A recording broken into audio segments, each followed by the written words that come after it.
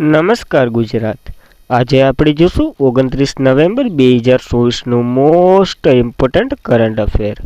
તે પહેલાં ખાસ કરીને ચેનલ ઉપર નવા હોય તો ચેનલને સબસ્ક્રાઈબ કરી લેવી, વિડીયો પસંદ આવે તો લાઈક કરવો અને તમારા મિત્રો સુધી શેર પણ કરી દેવો. તો ચલીએ આજનો ક્લાસ શરૂ કરીએ આપણે. તો તાજેતરમાં જ રાષ્ટ્રીય દૂધ દિવસ 2024 ક્યારે મનાવવામાં આવ્યો? તો 24 નવેમ્બરે જ ઉજવવામાં આવે છે આ દિવસ બંધારણની સાથે. તો યાદ રાખો આ દિવસ પર. તો રાષ્ટ્રીય દૂધ દિવસ 2024ની વાત કરીએ તો દેશના વિકાસમાં દૂધ અને ડેરી ઉદ્યોગના નોંધપાત્ર યોગદાન માન આપવા ભારત સરકાર દર વર્ષે 24 નવેમ્બરે રાષ્ટ્રીય દૂધ દિવસની ઉજવણી કરે છે. અને આ દિવસ તો કે ભારતીય શ્વેત ક્રાંતિના પિતા તરીકે ઓળખવામાં આવતા ડૉક્ટર વર્ગીસ કુરિયનની જન્મજયંતિએ ઉજવવામાં આવે છે 24 નવેમ્બરના રોજ. અને વિશ્વ દૂધ દિવસે પણ ઉજવવામાં આવે છે 1 જૂનના રોજ. તો આ બંને દિવસો વિશે કન્ફ્યુઝન ન રહેવું. અને દૂધ ઉત્પાદનમાં ભારત પ્રથમ ક્રમે છે, જ્યારે વૈશ્વિક દૂધ ઉત્પાદનમાં ભારતનું યોગદાન 26% છે. તો યાદ રાખો આ ડેટા કરંટનો છે. જ્યારે મત્સ્ય ઉદ્યોગ અને પશુપાલન અને ડેરી મંત્રી આપણા રાજીવ રંજન સિંહ છે. તો ખાસ કરીને મંત્રી પણ યાદ રાખવા. ત્યારબાદ તો કે નવેમ્બરના દિવસો જોઈ લઈએ. તો 1 નવેમ્બરે વિશ્વ વેગન દિવસ ઉજવવામાં આવે છે. 3 નવેમ્બર આંતરરાષ્ટ્રીય બાયોસ્ફિયર રિઝર્વ ડે. 5 નવેમ્બર વિશ્વ સુનામી જાગૃત દિવસ ઉજવવામાં આવે છે. 7 નવેમ્બર રાષ્ટ્રીય કેન્સર જાગૃત દિવસ. 8 નવેમ્બર વિશ્વ રેડિયોગ્રાફી દિવસ ઉજવાય છે. 10 નવેમ્બર વિશ્વ જાહેર પરિવહન દિવસ ઉજવવામાં આવે છે. જ્યારે 10 નવેમ્બર બીજો દિવસ વિશ્વ રસીકરણ દિવસ ઉજવાય છે.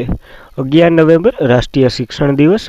12 નવેમ્બર વિશ્વ નિમોનિયા દિવસ અને જાહેર સેવા પ્રસારણ દિવસ ઉજવવામાં આવે છે. 14 નવેમ્બર વિશ્વ ડાયાબિટીસ દિવસ. 16 નવેમ્બર રાષ્ટ્રીય પ્રેસ દિવસ ઉજવવામાં આવે છે. 17 નવેમ્બર રાષ્ટ્રીય એપિલેપ્સી દિવસ અને આંતરરાષ્ટ્રીય વિદ્યાર્થી દિવસ અને રોડ ટ્રાફિક પીડિતોની યાદમાં વિશ્વનો દિવસ ઉજવવામાં આવે છે. 18 નવેમ્બર રાષ્ટ્રીય નેચરોપેથી દિવસ ઉજવવામાં આવે છે. 19 નવેમ્બર વિશ્વ શૌચાલય દિવસ, આંતરરાષ્ટ્રીય પુરુષ દિવસ અને રાષ્ટ્રીય અખંડિતતા દિવસ ઉજવવામાં આવે છે. 20 નવેમ્બર વિશ્વ બાળ દિવસ ઉજવવામાં આવે છે. 21 નવેમ્બર વિશ્વ મત્સ્ય ઉદ્યોગ દિવસ અને વિશ્વ ટીબી દિવસ. આની સાથે જ વિશ્વ ફિલોસોફી દિવસ ઉજવવામાં આવે છે. જ્યારે 25 નવેમ્બરે આપણે જોયો હતો મહિલાઓ સામે હિંસાનો વિરોધ દિવસ. જ્યારે 26 નવેમ્બર બંધારણીય દિવસ. આની સાથે જ રાષ્ટ્રીય દૂધ દિવસ પણ એડ કરી દેવું. આ બંને દિવસો યાદ રાખવા અને નવેમ્બરના દિવસો પણ યાદ રાખવા. તો જોઈએ આગળના પ્રશ્ન તરફ. તો ભારત અને કયા દેશ સાથે આર્થિક સુરક્ષા વેપાર પર પ્રથમ વાટાઘાટ શરૂ કરી છે? તો ભારત અને જાપાને આ વાટાઘાટ શરૂ કરી છે. તો ભારત જાપાન સાથે આર્થિક સુરક્ષા અને વેપાર પર પ્રથમ વાટાઘાટ શરૂ કરી છે, જે 27 નવેમ્બર 2024ના જે રોજ ટોક્યોમાં જે આર્થિક સુરક્ષા, વ્યવહારાત્મક વેપાર અને ટેકનોલોજી પર ભારત અને જાપાનનો સંવાદ પ્રથમ રાઉન્ડ યોજાયો હતો. અને આવું ભારતે પ્રથમ વખત કર્યું છે જાપાન સાથે. અને આ મહત્વપૂર્ણ મિટિંગમાં આર્થિક સુરક્ષા, સપ્લાય ચેઇન રિલીઝ અને ઉભરતી ટેકનોલોજીના ઉપયોગ જેવા ક્ષેત્રોમાં બંને રાષ્ટ્રો વચ્ચે સહયોગ વધારવાના ધ્યાન કેન્દ્રિત કરવામાં આવશે. તો યાદ રાખવી આ માહિતી, કારણ કે પ્રથમ વખત થયું છે એટલા માટે. ત્યારબાદની વાત કરીએ તો કયા મંત્રાલય દ્વારા ટીચર એપ્લિકેશન લોન્ચ કરવામાં આવ્યું છે? તો શિક્ષણ મંત્રાલય દ્વારા લોન્ચ કરવામાં આવ્યું છે આ એપ્લિકેશન. તો શિક્ષણ એપ્લિકેશનની વાત કરીએ તો શિક્ષણ મંત્રાલય દ્વારા લોન્ચ કરવામાં આવ્યું છે. અને તાજેતરમાં જ જે કેન્દ્રીય શિક્ષણ પ્રધાન આપણા ધર્મેન્દ્ર પ્રધાન છે, એને નવી દિલ્હીમાં ધ ટીચર એપનું અનાવરણ કર્યું છે. આનો ઉદ્દેશ્ય તો કે શિક્ષકોના વ્યવસાયિક વિકાસ અને શિક્ષણની ગુણવત્તામાં વધારો કરવાનો છે. અને આ એપ દ્વારા શિક્ષકોના વિવિધ શૈક્ષણિક સંસાધનો અને અભ્યાસો અને તાલીમ કાર્યક્રમો એક્સપો મેળવી શકશે. તો ખાસ કરીને શિક્ષકોને જે વધુ સારી રીતે બનાવવાનો આનો એક ઉદ્દેશ્ય છે. અને આ પ્લેટફોર્મ ભારતીય એરટેલ ફાઉન્ડેશન દ્વારા વિકસાવવામાં આવ્યું છે. તો આ પોઈન્ટ આઈએમપી છે, યાદ રાખવો. ત્યારબાદ બ્રહ્મોસ એરોસ્પેસના નવા ચીફ તરીકે કોને સાથ સંભાળ્યો છે? તો જયતીર્થ જોશીએ આ સાથ સંભાળ્યો છે. તો યાદ રાખવી નવી નિયુક્તિ થઈ છે. તો વૈજ્ઞાનિક જયતીર્થ જોશી જે બ્રહ્મોસ એરોસ્પેસના નવા ચીફ તરીકે સાથ સંભાળ્યો છે. અને વિશ્વની સૌથી શક્તિશાળી સુપરસોનિક ક્રૂઝ મિસાઇલ જે બ્રહ્મોસ મિસાઇલ ગણવામાં આવે છે, એની સિસ્ટમ પાછળ સંસ્થાના જે બ્રહ્મોસ એરોસ્પેસના નવા ચીફ તરીકે ડૉક્ટર જયતીર્થ રાઘવને જોશીએ આ નિર્ણય લીધો છે. તો વિશ્વની સૌથી શક્તિશાળી સુપરસોનિક ક્રૂઝ મિસાઇલ સિસ્ટમ પાછળની સંસ્થા જે બ્રહ્મોસ એરોસ્પેસના નવા શિપ તરીકે ડૉક્ટર જયંતીર્થ રાઘવેન્દ્ર જોશીની નિમણૂક કરવામાં આવી છે અને તેણે મિસાઇલ ટ્રેક અને બિન વિષાનક પરીક્ષણમાં 30 વર્ષથી પણ વધુ આ અનુભવ લીધેલ છે, એટલા માટે તેને બનાવવામાં આવ્યા છે શિપ, જેણે તો કે પૃથ્વી, અગ્નિ, long range surface two air missile વગેરે કાર્યક્રમોમાં મહત્વની ભૂમિકા ભજવી હતી. જ્યારે બ્રહ્મોસ મિસાઇલની વાત કરીએ તો બંને દેશોની નદીના નામ ઉપર છે. ભારતની બ્રહ્મોસ નદી તો રશિયાની કઈ નદી છે કોમેન્ટ કરો.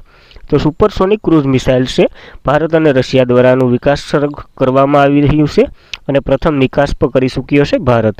ક્યાં તો કે ફિલિપાઇન્સને આ નિકાસ કરી ચૂક્યો છે. ત્યારબાદની થોડીક નિયુક્તિ જોઈ લઈએ તો SS દુબેને કંટ્રોલ જનરલ ઓફ એકાઉન્ટર બનાવવામાં આવ્યા છે. સંજીવ ખન્નાને 51મા નંબરના ચીફ જસ્ટિસ ઓફ ઇન્ડિયા બનાવવામાં આવ્યા છે. હર્ષવર્ધન અગ્રવાલને ફિક્કી દ્વારા નવા અધ્યક્ષ બનાવવામાં આવ્યા છે. જ્યારે RIFCના CMD તરીકે મનોજ કુમાર દુબેને બનાવવામાં આવ્યા છે. ટાટા ટ્રસ્ટના નવા ચેરમેન નોયલ ટાટાને, DG પરમેશ શિવમણીને ભારતીય કોસ્ટગાર્ડના 26મા મહાનિર્દેશક બનાવવામાં આવ્યા છે. વિપિન કુમારને એરપોર્ટ ઓથોરિટી ઓફ ઇન્ડિયાના નવા બનાવવામાં આવ્યા છે અધ્યક્ષ. વિક્રમ દેવદત્ત કોયલા મંત્રાલયના નવા સચિવ બન્યા છે. અમરદીપ જોહર જે પ્રોફેશનલ ગોલ્ફ ઓન ટૂર ઇન્ડિયાના CEO બન્યા છે. તો યાદ રાખવી આ નિયુક્તિ આની સાથે. ત્યારબાદ કઈ રાજ્ય સરકારે IPS રશ્મિ શુક્લાને પોતાના મહાનિર્દેશક તરીકે પુનઃસ્થાપિત કર્યા છે? તો આનો કાર્યકાળ સમાપ્ત થઈ જતો હતો પણ મહારાષ્ટ્રએ પાછા નિયુક્ત કરી દીધા છે એના જ રાજ્યો માટે. તો મહારાષ્ટ્ર સરકારે IPS રશ્મિ શુક્લાને પોલીસ મહાનિર્દેશક તરીકે પુનઃસ્થાપિત કર્યા છે. જે તો કે મહારાષ્ટ્ર સરકારના IPS અધિકારી રશ્મિ શુક્લાને વિધાનસભાની ચૂંટણીના નિષ્કર્ષ પછી પોલીસ મહાનિર્દેશક તરીકે પુનઃસ્થાપિત કર્યા છે અને એ સોમવારે આવા ડેટા બહાર આવ્યા છે. આખું કોપી થઈ ગયું છે, તો યાદ રાખો આ માહિતી. ત્યારબાદ રાષ્ટ્રીય ગોપાલ રત્ન પુરસ્કાર 2024 કયા મંત્રાલય દ્વારા એનાયત કરવામાં આવ્યો છે? તો ઉદ્યોગ અને પશુપાલન અને ડેરી મંત્રાલય દ્વારા એનાયત કરવામાં આવ્યો છે આ પુરસ્કાર. તો રાષ્ટ્રીય ગોપાલ રત્ન પુરસ્કાર 2024 મત્સ્ય ઉદ્યોગ, પશુપાલન અને ડેરી મંત્રાલય દ્વારા એનાયત કરવામાં આવ્યો છે. આમાં તો કે રાષ્ટ્રીય ગોપાલ રત્ન પુરસ્કાર 2024ના વિજેતાઓની જાહેરાત પશુપાલન અને ડેરી વિભાગ જે DASD મત્સ્ય ઉદ્યોગ, પશુપાલન અને ડેરી મંત્રાલય દ્વારા શરૂ કરવામાં આવ્યો છે. આમાં જ વાત કરીએ તો 3 કેટેગરીમાં આ એવોર્ડ આપવામાં આવ્યો છે. જો પહેલો વાત કરીએ તો દેશી ગાય અને ભેંસની જાતોના ઉછેરમાં શ્રેષ્ઠ ડેરી ખેડૂત તરીકે શ્રીમતી રેણુ ગંજરની પસંદગી થઈ છે, તે હરિયાણાના છે. બીજો નંબર આપણા માટે MP નથી, પહેલો ખાસ કરીને યાદ રાખવો. બીજી વાત કરીએ તો શ્રેષ્ઠ ડેરી સહકારી મંડળી દૂધ ઉત્પાદન કંપની ડેરી ખેતી ઉત્પાદક સંસ્થા તરીકે the Gabat milk producer cooperative society limited Aravalli ગુજરાતની છે. તો આમાં ગુજરાતનો ઉલ્લેખ છે, તો યાદ રાખવી આપ. ત્યારબાદ ત્રીજી શ્રેણીમાં તો કે શ્રેષ્ઠ કૃત્રિમ બીજનાટ ટેકનોલોજીની વાત કરીએ તો શ્રી ભાસ્કર પ્રધાન સુવર્ણપુર ઓડિશા ખાતે એને પ્રથમ એવોર્ડ મળ્યો છે. તો આ 3 એવોર્ડો ખાસ કરીને યાદ રાખો. ત્યારબાદની વાત કરીએ તો બજરંગ પુનિયાને નાડા દ્વારા તેના 4 વર્ષના પ્રતિબંધ ફટકાર્યો. તો તે કયા ગેમ્સના ખેલાડી છે? તો કુસ્તીબાજ છે બજરંગ પુનિયા.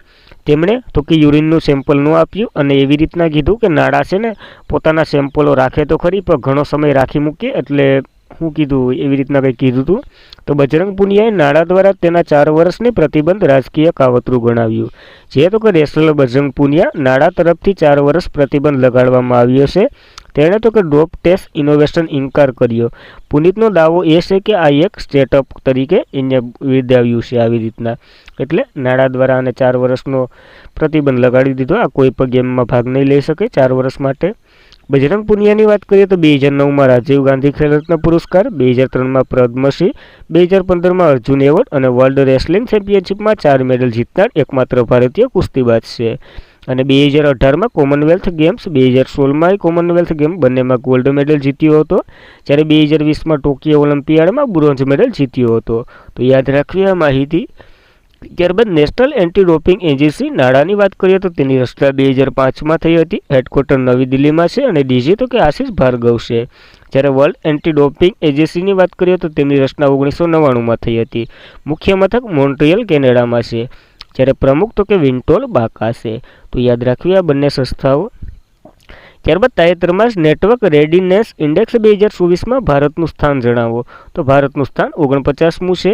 તો નેટવર્ક રેડીનેસ ઇન્ડેક્સ 2024માં ભારત ટોપ 50માં જોડાયું છે અને નેટવર્ક રેડીનેસ ઇન્ડેક્સ 2024ના રિપોર્ટમાં 21 નવેમ્બર 2024ના રોજ બહાર પાડવામાં આવ્યો હતો. આ રિપોર્ટ જે ભારતમાં એકમાત્ર મહત્વપૂર્ણ સીમાસીન હાંસિલ કર્યું છે, કારણ કે તે સ્થળે 49મું સ્થાન મેળવ્યું છે અને 11 સ્થાન પર ચડી ગયું છે. તો સારું કહેવાય ભારત માટે. અને આર્થિક વૃદ્ધિ, તકનીક નવીનતા અને ડિજિટલ પરિવર્તનમાં નેટવર્કના લાભો લેવામાં અને તેમની તૈયારી આધાર NRI 133 અર્થતંત્રને રેન્કિંગ કરે છે. તો સારી બાબત કહેવાય. અને 2023માં 60મા ક્રમેથી ભારત પ્રભાવિત વધારવામાં 2024માં 49મા સ્થાને પહોંચી ગયું છે. તો યાદ રાખો આ ડેટા. પ્રથમ નંબર ઉપર અમેરિકા છે, બીજા નંબર ઉપર સિંગાપુર, ત્રીજા નંબર ઉપર ફિનલેન્ડ, ભારતનો 49મો સ્થાન છે. તો આ સ્થાનો યાદ રાખવા ભારતના. ત્યારબાદ ભારતીય જે chemical council 2024 OPCW the Hague award જીત્યો છે. તો આ કંપનીનું મુખ્ય મથક ક્યાં આવેલું છે? તો મુંબઈ ખાતે છે આ કંપનીનું મુખ્ય મથક. તો ભારતીય કેમિકલ કાઉન્સિલ 2024માં OPCW ધ હેગ એવોર્ડ જીત્યો અને ભારતીય કેમિકલ કાઉન્સિલ જે 2024માં OPC ધ હેગ એવોર્ડથી સન્માનિત કરવામાં આવી છે, જે ભારતીય રાસાયણિક ઉદ્યોગ અને એક મહત્વપૂર્ણ સીમાસિત કંપની છે. અહીંયા તો કે ઓર્ગેનિક ફોર ધ પ્રોહિબિશન અને કેમિકલ વેપર્સને સ્ટેટ પાર્ટનર કોન્ફરન્સ 2029મી સત્ર દરમિયાન આ એવોર્ડ મળ્યો છે. તો યાદ રાખો કઈ ઇવેન્ટમાં એવોર્ડ મળ્યો છે એ પણ. અને 3 સપ્ટેમ્બર 1992ના રોજ સ્વિટ્ઝરલેન્ડના જીનીવા ખાતે યોજાયેલ આ નિઃશસ્ત્રીકરણ પર સંયુક્ત રાષ્ટ્ર પરિષદ, જેમાં રાસાયણિક શસ્ત્રના સંમેલન કરવામાં આવ્યું હતું. તો ખાસ કરીને આ માહિતી યાદ રાખવી. આ ઇતિહાસ સાથે પણ સંકળી લીધું છે. ત્યારબાદ આ એવોર્ડ મળ્યો એની વાત કરીએ તો OPCWનું full form organisation for the prohibition of chemical weapons થાય છે, જેની રચના 1997માં થઈ હતી. મુખ્ય મથક હેગ નેધરલેન્ડ છે અને ડીજી તો કે ફર્નાન્ડીસ એરિયલ છે. સભ્ય 193 દેશો છે. જ્યારે આ નવા બન્યા હતા એ આપણે યાદ રાખવાની જરૂર નથી.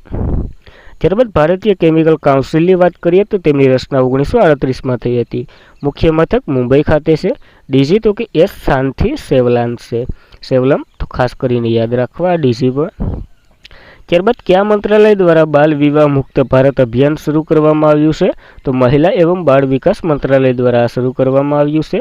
તો કેન્દ્રએ બાળ લગ્ન સામે લડવા અને ઝુંબેશ શરૂ કરી છે, જે રાજ્ય 2029 સુધીમાં વ્યાપાર દર 5% નીચો લાવવાનો એક્શન પ્લાન તૈયાર કર્યો છે અને દેશના જે બાળ લગ્ન જોખમ જે મુક્ત કરવા અને ઉદ્દેશ્ય સાથે જ જે રાષ્ટ્રવ્યાપી અભિયાન તરીકે કયું અભિયાન છે? તો કે બાળ વિવાહ મુક્ત ભારત અભિયાન શરૂ કર્યું છે. અને આ અભિયાન તો કે એક બાળ વિકાસ મંત્રાલય આપણા કોણ છે હાલના? તો કે અન્નપૂર્ણા દેવી એને બુધવારે પ્રકાશિત કર્યું છે. અને આનો ઉપલબ્ધ ડેટા જે લગભગ 2 લાખથી વધારે લગ્નો થયા છે એવું કહેવામાં આવ્યું છે કે આ વખતેના બાળ લગ્ન એટલા બધી થયા છે. તો યાદ રાખો આ ડેટા પર. જ્યારે મંત્રીએ એક રાષ્ટ્રીય પ્લેટફોર્મ પણ શરૂ કર્યું છે આની સાથે જ બાળ લગ્ન મુક્ત ભારત પોર્ટલ, અને જ્યાં આગળ જતા લોકો બાળ લગ્ન સંબંધિત તેમાં ફરિયાદ કરી શકે છે અને આને નોંધપાત્ર અધિકારીઓને મોકલવામાં આવશે અને તેની પર કાર્યવાહી પણ કરવામાં આવશે. તો યાદ રાખો આ ડેટા. ત્યારબાદ જે સંસદે બાળ લગ્ન પ્રતિબંધ અધિનિયમ 2006 પસાર કર્યો હતો, જેને બાળ લગ્ન પ્રતિબંધ અધિનિયમ 1929નું સ્થાન લીધું છે. એમાં શું હતું? તો કે 21 વર્ષ જે પુરુષની વય અને 18 વર્ષ મહિલાની વય નક્કી કરવામાં આવી હતી. જે બાળ લગ્ન નિષેધ અધિનિયમ 2006માં 3 ઉદ્દેશ્ય પૂરા પાડ્યા છે, જે બાળ લગ્ન અટકાવવા, બાળ લગ્ન સામે બાળકોનું રક્ષણ કરવું અને અપરાધી સામે કાર્યવાહી કરવી.